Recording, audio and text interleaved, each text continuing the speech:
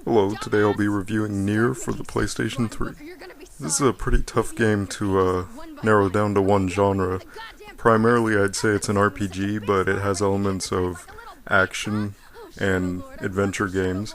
A lot of it seems kind of inspired by the Zelda series, which isn't a bad thing at all, but some of that influence seems to kind of dwindle down. Near the end of the game, it's kind of just, there's one or two locations that really seem reminiscent of Zelda. But overall, it seems like kind of a mesh of many different genres. There's even some text adventuring in here.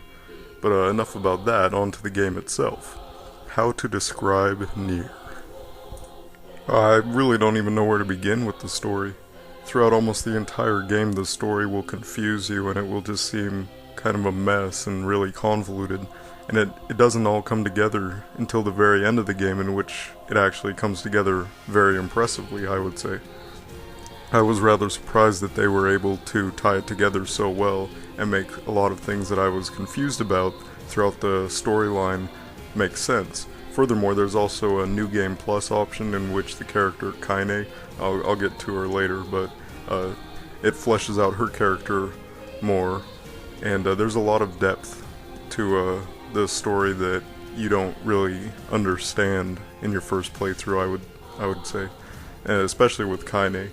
Once you beat the game and start a New Game Plus, like right off the bat, a lot of stuff is revealed that kind of makes her much more sympathetic as a character and much easier to understand. So just be warned that on your first playthrough, things will be confusing and you won't be able to make much sense of a lot of the story. It just will seem kind of unexplainable, or I should say unexplained. It doesn't seem like the game gives you a lot of exposition going through it, and that's done on purpose. Furthermore, the game's pacing seems really uneven throughout the main story. It makes more sense kind of once you beat it, but initially the game world seems very large and open for exploration, and it is open for exploration. There's a lot of side quests you can do, but a lot of them are just fetch quests and whatnot.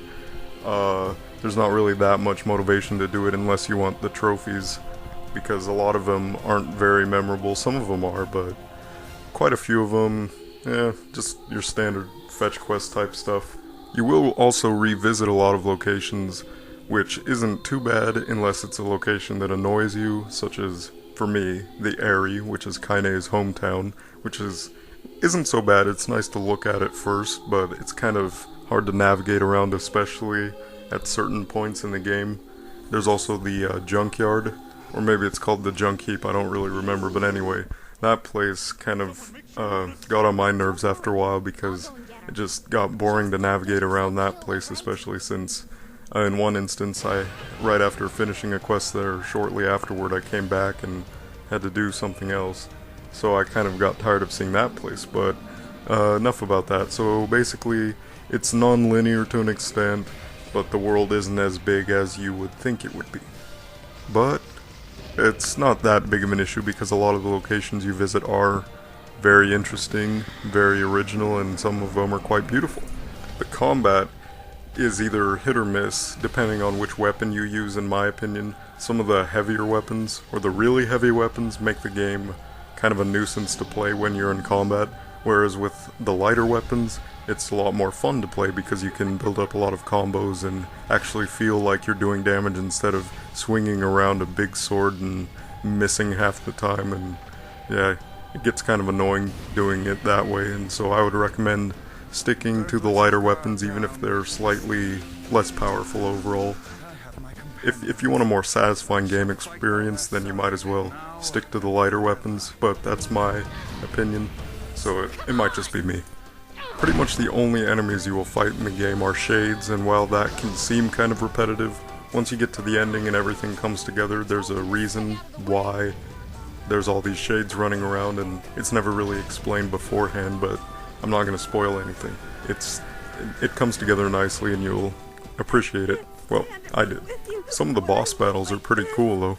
They're kind of few and far between, but when they happen, they're pretty epic. Speaking of epic, the music in this game is brilliant. Some might find it repetitive, as it does kind of reuse a lot of the same themes and ideas and melodies and harmony and percussion and everything, but it has a very unique, very distinct soundtrack that actually fits in very well with the tone of the game, I would say, and to an extent, the game also is relevant to the storyline, which isn't as apparent until you reach the end of the game. Well, I've been going on about the end of the game, probably because I just beat it 2 days ago, so I will try and find something else to talk about. Yeah, the music might not be for everyone, but it was certainly for me. It's really epic. Really epic. And, what's there is amazing. It's not the biggest, most varied soundtrack you'll hear, but in my opinion, it's pretty incredible. Anyway, I know this review's kind of all over the place, but I want to wrap it up pretty soon. I think I'll just address some of the things I didn't like. It did get repetitive at times, but that was mainly an issue of probably the order in which I played some of the quests. Also, the loading times can get kind of annoying. There's an installation option on the PS3. I don't know about the 360. There is an installation option. It's not mandatory, so I didn't install it, so I don't know if it makes a difference in the loading times, but overall I don't think it really had much of an impact on my game experience. I'm tempted to say more about the characters and possibly the story, but I don't want to spoil anything, and I'd rather people found out about all that themselves. So I'll just wrap it up. 8 out of 10.